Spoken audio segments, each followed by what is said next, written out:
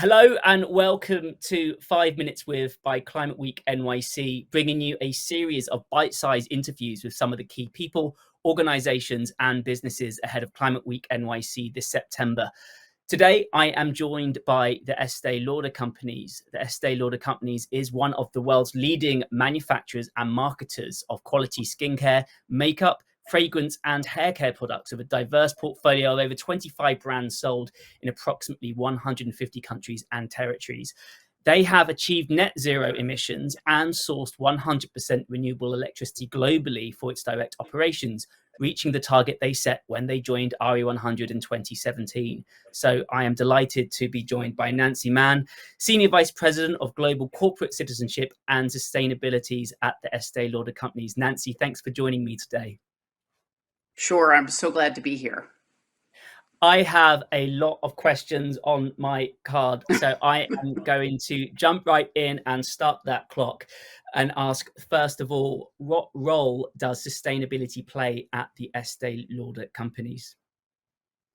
Sustainability is a critical driver of the growth of the company. Our founder, Estée Lauder herself, was very focused on communities and particularly on women and girls empowerment. And this year is actually our 75th anniversary since the founding.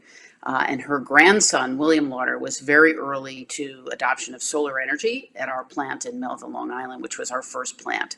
So from the very early days, we've been very focused on ensuring that we are responsible citizens. And certainly coming off the IPCC report, we were very clear how important this is to our global communities, particularly women and girls. Strategically, we have a big strategy process at our company, and we talk about multiple engines of growth. As you mentioned, we're a portfolio house, and so we look really across our brands to ensure that not only are we growing as a company, but we're also growing our green energy solutions. So we've declared that climate is what we call a differentiator, which is that in our industry, we are really working very hard to have an A+. And the great news about sustainability, as you know, is that there's basically when one company succeeds, we all succeed. So that's why we're particularly happy to have been part of Climate Week for so many years, and particularly happy, particularly this year, to be involved. You mentioned 75 years there. I'm sure the company has seen a lot of change over that time. The last 2 years have been particularly difficult with the COVID-19 pandemic. In terms of your experience, how has the pandemic impacted your ability to realize your climate goals and targets in this space? Well, first of all, obviously, it has been a global tragedy and it's still unfolding. For us, just practically and operationally, I believe that the COVID-19 epidemic has actually helped our teams because we have been very laser focused on solutions. Also, I'm sure you all know there's been a very sad overlap between climate justice and gender and poverty.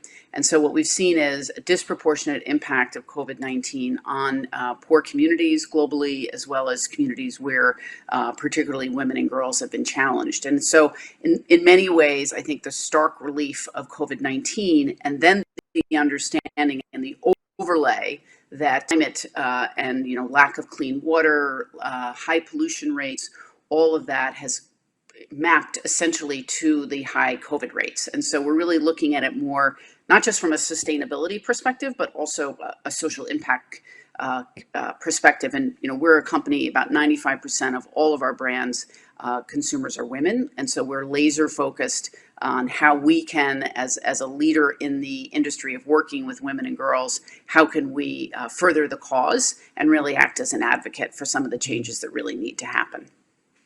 You mentioned a second ago about how when one company succeeds, everyone succeeds. It'd be really great to hear a bit more about what the role that collaboration plays in sustainability at the Estée Lauder companies.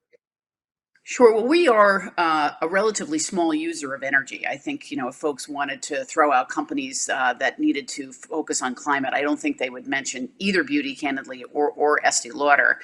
We feel that makes it, in some ways, even more important and more able to make a difference. So collaboration is everything from when we invested here in the United States, which is about 50% of our electrical footprint, in a virtual power purchase agreement. We did that through partners at Schneider Electric in partnership with the community as well in Oklahoma, as well as with other large companies. In addition, in terms of RE100 or the CDP work, all of that work gives us a benchmark. And what we try and do really across the year is dialogue with RE100, CDP, Climate Week teams, so we can talk about, hey, who's doing really great work? I ask that question all the time. Which companies do you admire? What could we be doing differently? Also, 95, we did declare a science-based target in November, and it is connected at per revenue growth. We felt that was important because we're lucky enough and blessed enough to have great teams and great consumers, and we are in fact growing very, very in leaps and bounds. And so what we wanted to make sure is as we grew our climate solutions, particularly in China and in our travel retail division. So those solutions, as you know, it's not as if you hit RE100 and you check the box and you're golden or net zero. You have to maintain it.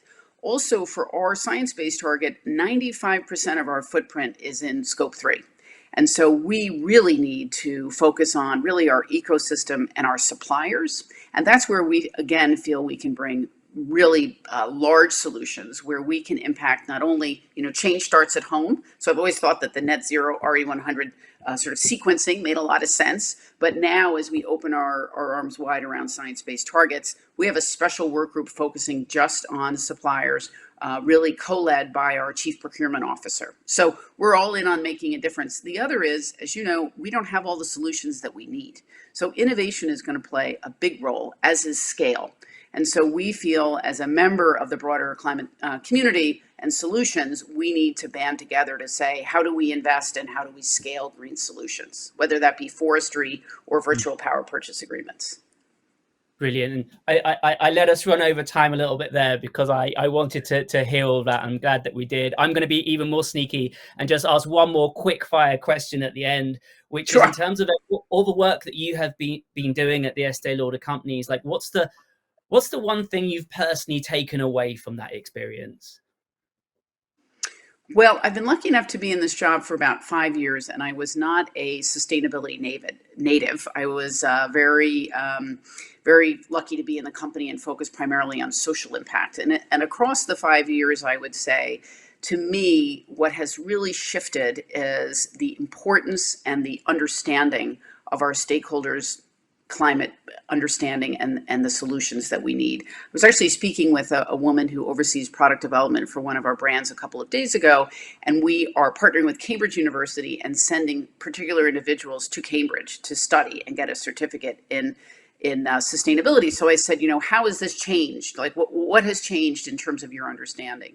And she said, I really did not understand pre this course and also pre IPCC the enormity of the challenge. It's not just about me turning lights off. It's really about me as an actor within our company, as an employee, to be part of the solution. So I think that is where the sad isolation that we've all experienced as part of COVID and the sad impact that it's had.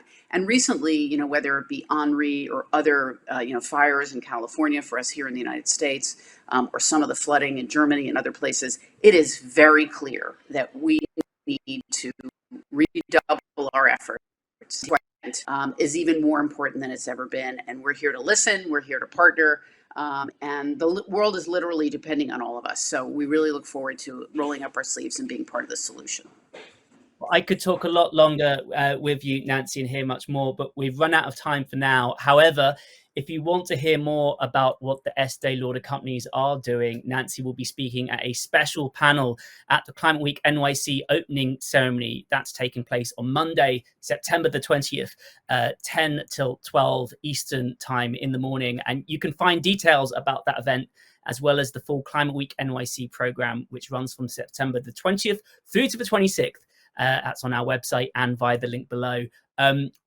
We look forward to seeing you there. Nancy, thank you so much for joining us today. It's been really great speaking and looking forward to hearing more about what you're up to at the opening ceremony. Great. Look forward to being there. And I always learn so much from the Climate Week team. So thanks for the interview.